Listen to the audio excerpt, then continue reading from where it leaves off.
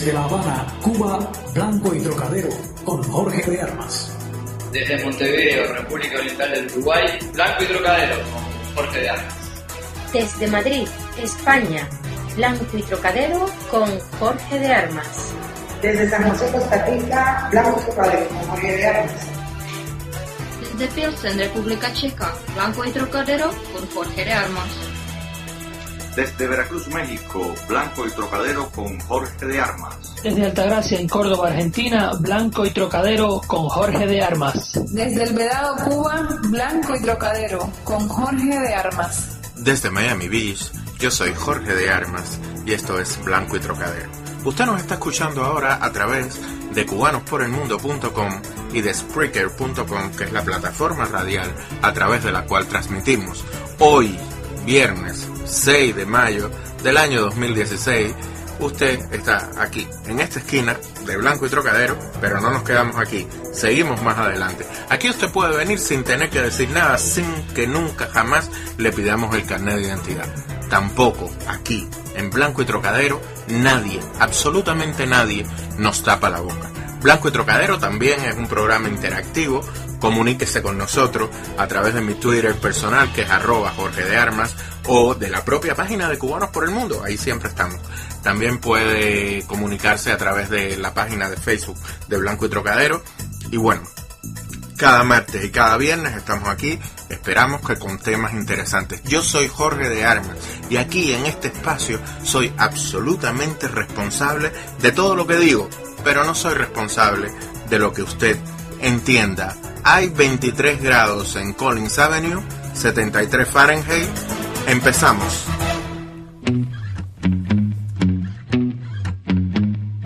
I think it's time to call your landlord. Just tell him that you're moving out. Yeah, you're tired of his stupid rules anyway. I think it's time to pack some boxes. We'll load them up into my car. We'll leave your mattress by the road and drive away. Bienvenidos a Blanco y Trocadero una vez más, de viernes. Hoy vamos a tener una conversación interesante con Armando Chaguaceda sobre plataformas políticas, cómo implementar ciertos conceptos políticos en una forma clara de participación. En fin, es una conversación que vamos a intentar tener con Armando una vez al mes, donde los conceptos se conviertan en elementos prácticos que podamos aplicar a la vida diaria, en la forma de ser ciudadano, en la forma de participar. La semana vino cargada, o sea, tuvimos lo del crucero que al final está en Cuba, ya está regresando hoy a los Estados Unidos. Tuvimos el desfile de Chanel, muy importante. Tuvimos la visita de las Kardashian, retratándose ahí en la guarida, bajo ese rótulo que dice simplemente Fidel. Ahí estuvieron las Kardashian.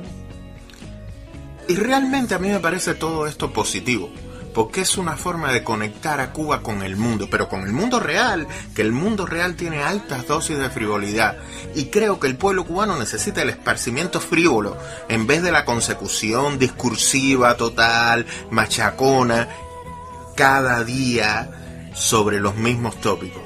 Creo que es importante y es una galleta sin manos a la rigidez moral del proyecto socialista cubano, y realmente es una galleta sin mano a esa rigidez que siempre... ¿Se acuerdan de los safaris del Aztecs? Bueno, gracias a Dios se fueron. Los voy a dejar con Armando. Es una conversación interesante. Quiero que sea parte de este proyecto. Y después traigo una cosa nueva en la segunda parte. Los dejo con Armando Chaguaceda, aquí en Blanco y Trocadero.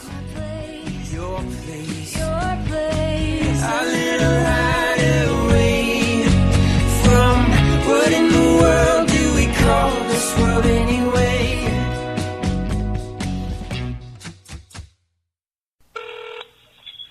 Oye. Armando, ¿cómo tú estás? Jorge de Armas. Bien, Jorge. Muy bien, gracias. Chico, estoy bastante preocupado. por algunos estamentos que he visto recientemente en las redes sociales, en artículos, y sobre todo se está creando como un consenso de imposibilidad política o de participación política en ciertos espacios. Realmente lo que me interesa es un poco conversar sobre el espacio político cubano. ¿Qué se puede esperar de ese espacio político cubano? Bueno, como pregunta, como reflexión, ¿no? Absolutamente. Mira, a ver, el espacio político cubano es un espacio ontológicamente plural. O sea, no es plural por definición legal, porque legalmente el monopolio de la legalidad lo tiene el Estado, no de la legitimidad necesariamente, pero de la legalidad, y eso, como ya tú y yo hemos discutido y otros colegas han discutido, consagra el monopartidismo y una sola ideología de Estado, ¿no? Entonces, pero, digamos, hay concurrentes, una serie de actores, de posicionamientos.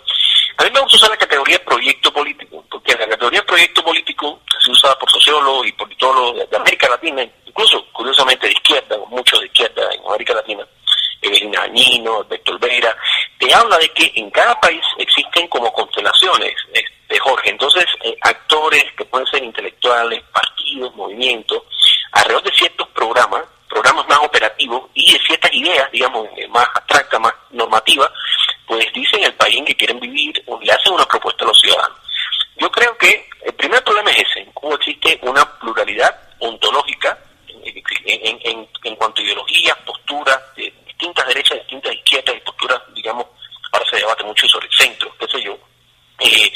Pero existe una imposibilidad legal, existe una, como decía Trotsky, existen muchos partidos, un partido en el poder y el resto en la cárcel.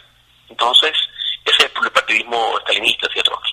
Entonces, ese es el principal problema. Hay un consagrado legalmente un monopolio de una forma de concebir la política que, incluso a su interior, digamos, represa bastante la diversidad. También se ha dicho que todos estos regímenes autoritarios, incluso de derecha, el franquismo, por ejemplo, tiene a toda la oposición, o una buena parte de la oposición, dentro del partido dominante.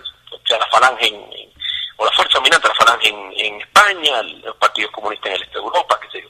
Pero bueno, el principal problema yo creo que es un sector que se niega a reconocer la pluralidad. Hay un punto que vamos a dialogar con otras frases que han estado aquí en Blanco y Trocadero.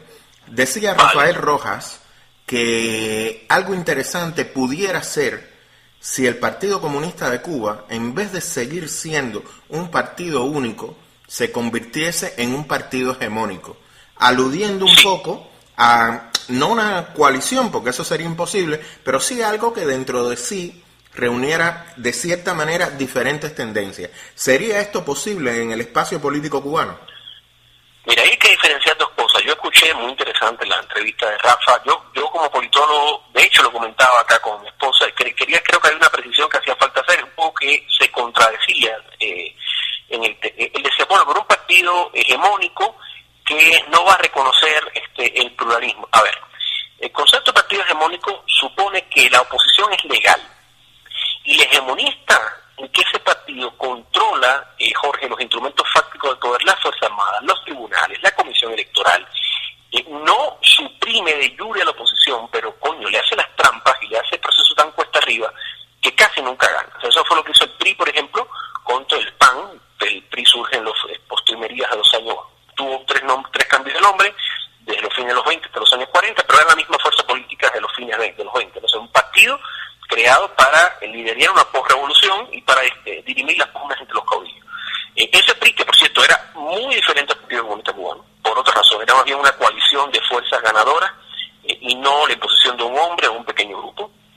Pero ese PRI fue un partido hegemónico, hegemonizó los medios, hegemonizó la política, pero no fue un partido único. O sea, el partido único presupone la negación de la oposición de jure y el partido hegemónico la niega de facto. Eso es importante como distinción. Entonces yo creo que lo que Rafa quería decir, ilustrando, creo yo, no sé, era más bien un partido un poco más abierto, sin necesidad de excluir toda una serie de actores sociales. Ahora, ahí te lleva a otro problema. En la Europa, en el mundo socialista de Estado, la experiencia socialista de Estado, no solo tiene el partido único, como es el caso, por ejemplo, de Cuba, o de la Unión Soviética, o de la Corea del Norte, sino que la mayor parte de los partidos de Europa o de Vietnam, por ejemplo, de Europa del Este y Argentina misma son de facto partidos únicos, no hegemónicos, pero no de jure, porque se considera una serie de partidos pequeños, pero son partidos que legalmente reconocen la primacía del partido dominante, qué sé yo. En la RDA, por ejemplo, había un partido campesino, partido demócrata, pero no era para nada partidos minoritarios que podían eventualmente crecer, aun cuando fuera cuesta arriba, como fue el PAN, sino que eran, digamos, es como si de pronto si dijéramos la NAP, la FMC, qué sé yo, son partidos, pero nunca van a tener el mismo estatuto que el otro, porque el otro legalmente se reconoce como partido principal. Entonces, para todo fin práctico, insisto, tanto esa forma de frentes que tuvo, por ejemplo, la RDA, o que tiene China hoy, como la forma más, digamos, más honesta de partido único, como la de Cuba o la de la ex Unión Soviética, no son partidos hegemónicos, son partidos únicos. Insisto, partido hegemónico supone por lo menos la legalización de la oposición. A eso voy. Yo creo que en Cuba, si hablamos teóricamente, hay una distinción entre oposición y opositores. De momento, en Cuba existe un grupo de opositores. Y esto, por mucho que lo intenten negar, es una realidad palpable en la calle, en la presencia en las redes sociales y en la proyección de estos grupos. Pero no hay una oposición, porque la oposición implica un reconocimiento de la misma. Entonces, en esta dualidad, reformulo la pregunta, ¿ves en el horizonte cercano alguna manera de que estos opositores se conviertan en oposición? Bueno, la discusión sería más bien entre oposición y disidencia, porque aunque siempre dicen, bueno, el término disidencia tiene que ver con el que alguna vez estuvo de acuerdo y después disintió, entonces yo sería disidente, tú serías disidente, qué sé yo, pero los que se opusieron desde el inicio, en fin, no fueron. Bueno, en fin, eso es una discusión más bien personal, no centrada en lo personal. El hecho es que se dice, en Europa del Este, o en la Unión Soviética, era la disidencia, porque surge las entrañas del régimen, más surge ilegalizada, como una especie de hijo rebelde, pero no es oposición. Mira, yo creo que sí existe oposición. A ver, lo que no existe es una oposición legalmente reconocida. Pero, ¿por qué? Porque decir opositor es decir, son personas aisladas, pequeños grupos, en fin. O sea, hay una situación, obviamente, de subdesarrollo de la oposición como movimiento político en Cuba, por las razones que conocemos, pero que siempre tendremos que rediscutir permanentemente, para no caer tampoco en la apología. Por el cansancio de la sociedad cubana, por el peso de la revolución como imaginario durante un tiempo, porque se anularon todas las fuentes autónomas de poder, o sea, buscando los conceptos chartiles, o sea, y buscando el libro de Lilian Guerra, qué pasó con la iglesia, qué pasó con los medios, qué pasó, en par de años, 2-3 años fueron radicalmente anulados.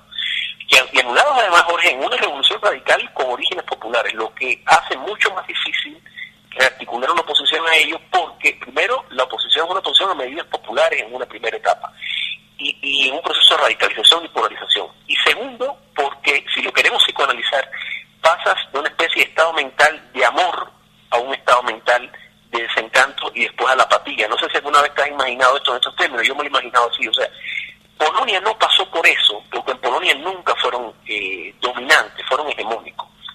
En la Unión Soviética, en Cuba, en Corea sí.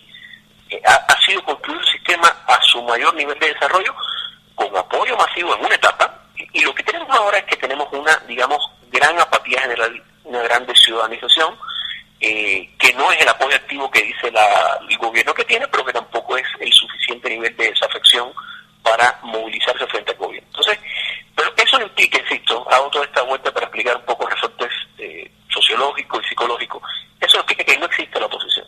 De hecho, yo digo una cosa, si tuvieran un mínimo de condiciones cívicas, vamos, de competición, de acceso a medios, y sobre todo de que no fuera punible el identificarse, empezar con la oposición, yo creo que la oposición crecería. Y ahí incluso lo digo en términos muy moderados. O sea, yo no creo que de pronto desaparecería todo el voto por el gobierno. Lo que estoy seguro es que no tienen el nivel de voto que dicen tener. O sea, vámonos a la encuesta de Bendix, por ejemplo, que se hizo para tener la cumbre, o en la época de la cumbre, ¿te acuerdas de Panamá de hace un año, no? Exacto. La encuesta era muy realista porque decía, hay un apoyo y un voto duro del gobierno. ¿Quién es? Pues la gente que vieron, Jorge, la generación de nuestros padres, ciertas cosas, o que creyeron que vieron, o seguramente que vieron y creyeron que vieron también, que se socializó allí, gente que vive bien, gente de los órganos militares, gente de la burocracia, que votaría por el gobierno, que son el sector duro. Tienes un sector de gente que dice que está en contra del gobierno, y tienes un montón de gente que no entiende la política, pero que quiere que no lo molesten. Entonces, mí, ¿no? Pero sí existe, yo creo que oposición, sobre todo insisto, en esas difíciles circunstancias en las cuales acceder a la voz, acceder al espacio público, acceder al trabajo de socialización política, de formación política, es muy difícil. Pero aún así existe, ¿no? Y bueno, y hay diferentes resultados en diferentes grupos. Podemos discutir eso también más adelante, ¿no? Y bueno, y además de eso, viene toda esta franja de izquierda o de postura, digamos, que no rompen, que no se definen a sí mismo oposición, pero que vamos, yo uso un concepto que dije hace poco en una entrevista.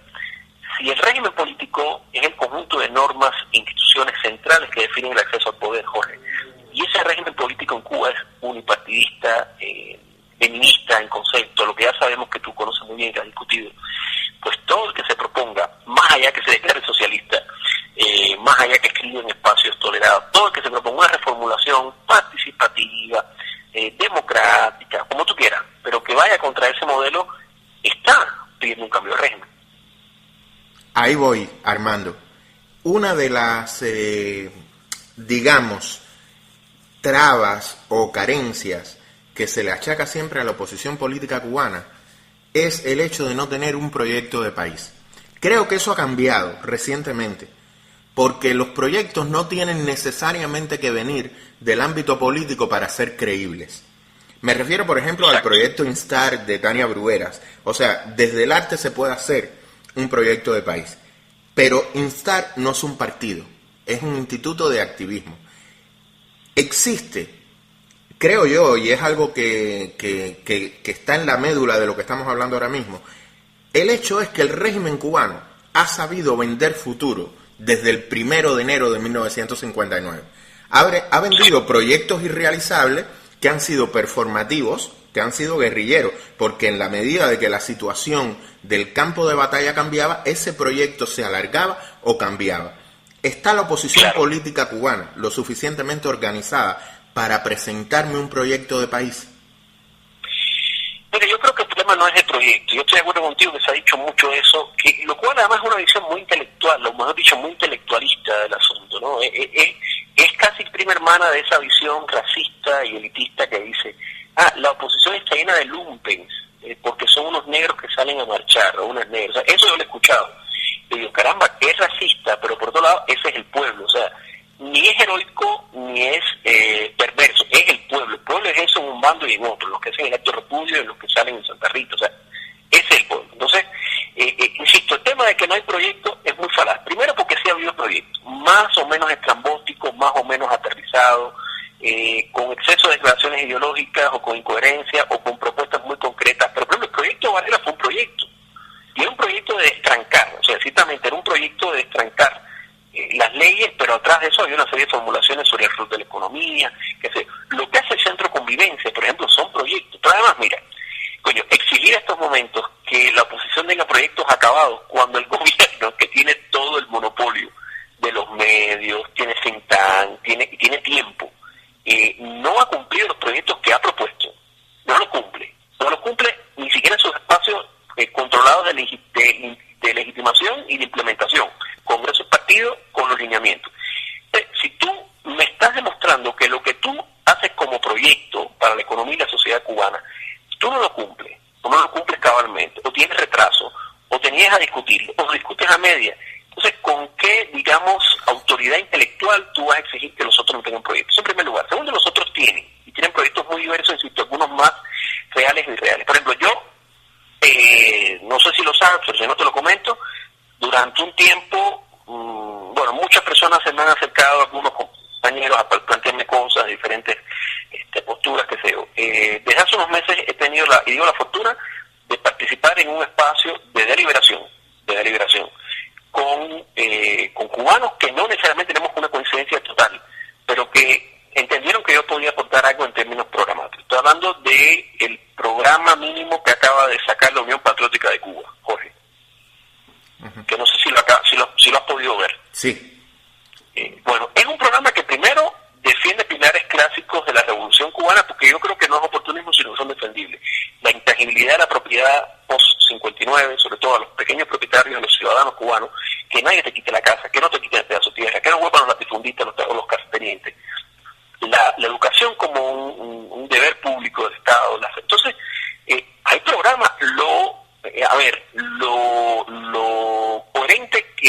puede ser un programa que tiene como finalidad convencer a la gente que hay esperanza y que hay un algo más allá, ¿no? Entonces, hay programas. Lo otro es la capacidad de poder articular ese programa con propuestas, con ideas, de convencer a la gente de que tiene que organizarse para ello, en fin, incluso convencerlo en cosas muy concretas, por ejemplo, en las coyunturas electorales.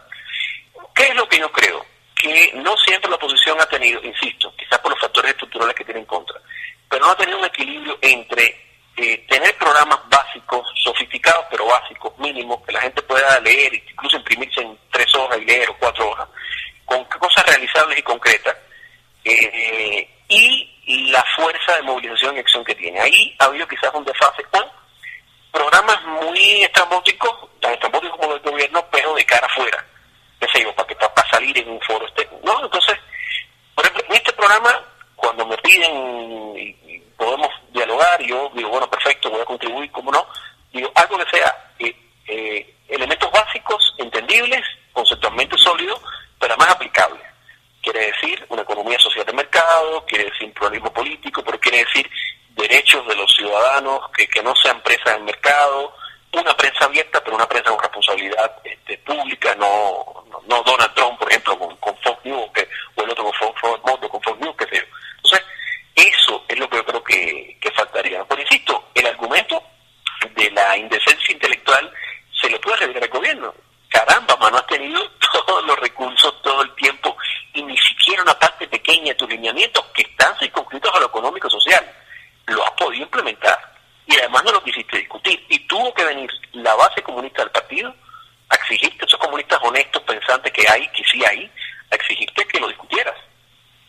Armando, yo creo que todo pasa también por la necesaria reestructuración del concepto de ciudadano con la dosis de participación que esto exige. Claro.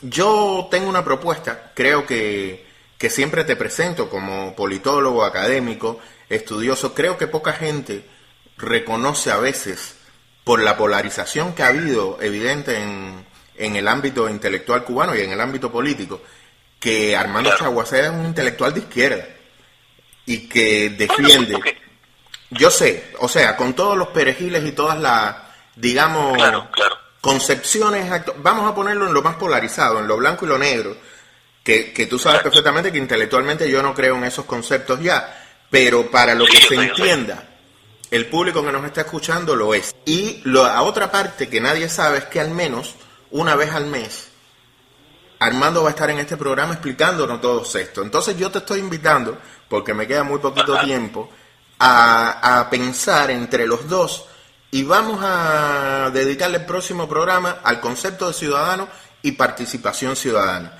Sé que me estoy metiendo en un sueño utópico, pero la política también tiene, a pesar de ser, como decía Maquiavelo, el arte de lo posible, también tiene mucho de sueño. Y yo creo que los cubanos, después de que nos obligaran a soñar, podemos empezar a soñar por nosotros mismos.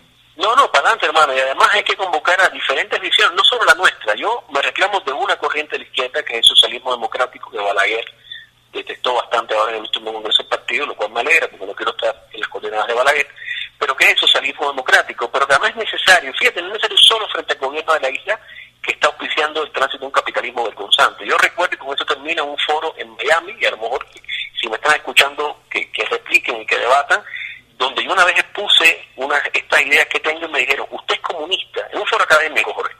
Digo, ¿por qué es comunista? Señor, no por esto y esto, señor mío. Eso es estado de bienestar, eso se implementó producto de la movilización obrera en Europa. Eso es la democracia liberal, pero con una economía social de mercado, y sí, con regulación estatal y con presión de los ciudadanos. Eso es una izquierda democrática, no, eso es comunista. Entonces yo creo que efectivamente hay que debatir todo esto y decir que claro, que tiene que haber propuestas de izquierda aterrizadas y concretas para Cuba. Y encantado de estar contigo en el programa y de discutir este tema de la ciudadanía. No solo la ciudadanía que piensa como nosotros, sino el derecho a la gente a pensar lo que le dé la gana o a no optar políticamente, pero no a ser compulsado a una opción política sin alternativa. Pues Armando, muchísimas gracias y muy buena suerte en todo lo que hagas. Gracias a ti, hermano, y seguimos para adelante en este empeño.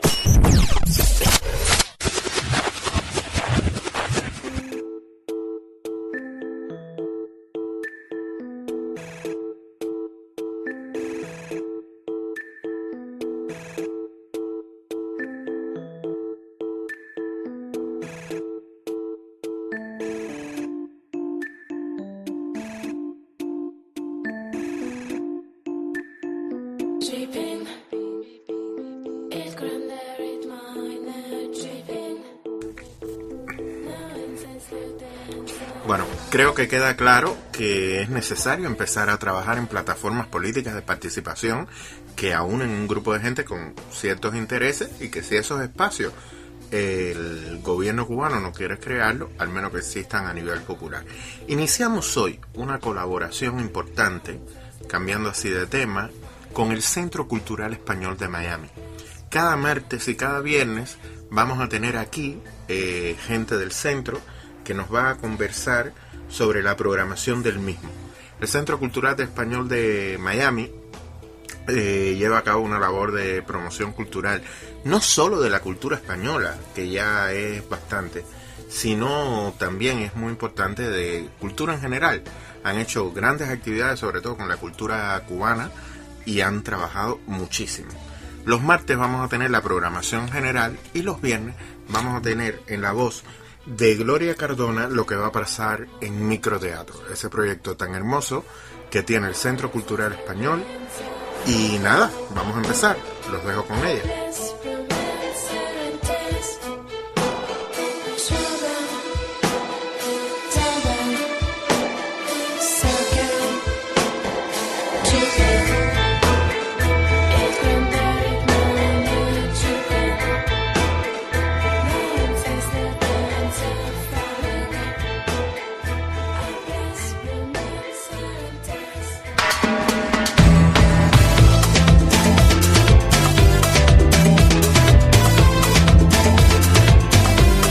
Microtheater is a concept that was created and started in Spain some years ago.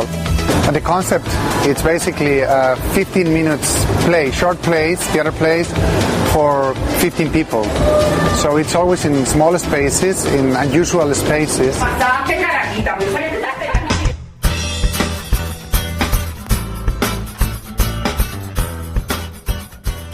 Este fin de semana, Microteatro Miami está lleno de estrenos, fiestas y diversión para todos.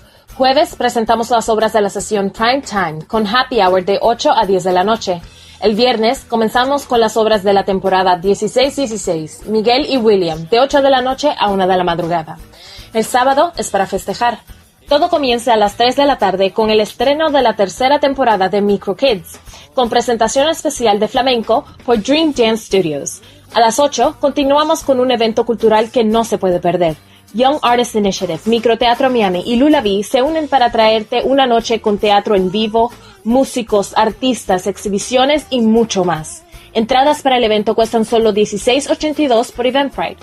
El domingo le decimos adiós al fin de semana con la sesión de obras Golfa de 7 a 10 de la noche. Sigan nuestras redes sociales para más información. ¡Los esperamos!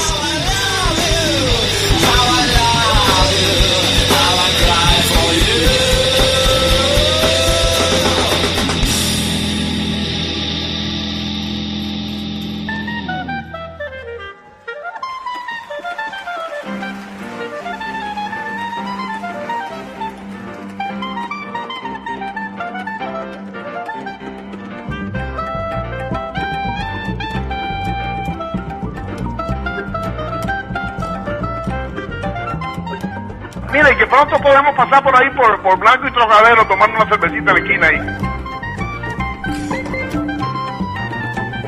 Paquito de Rivera. Bueno, nada, nos los tomaremos esa cerveza en Blanco y Trocadero. No te quedes nunca en Blanco y Trocadero, aunque siempre pasa por esta esquina. Yo soy Jorge de Armas. Nos vamos ya. Hasta el martes.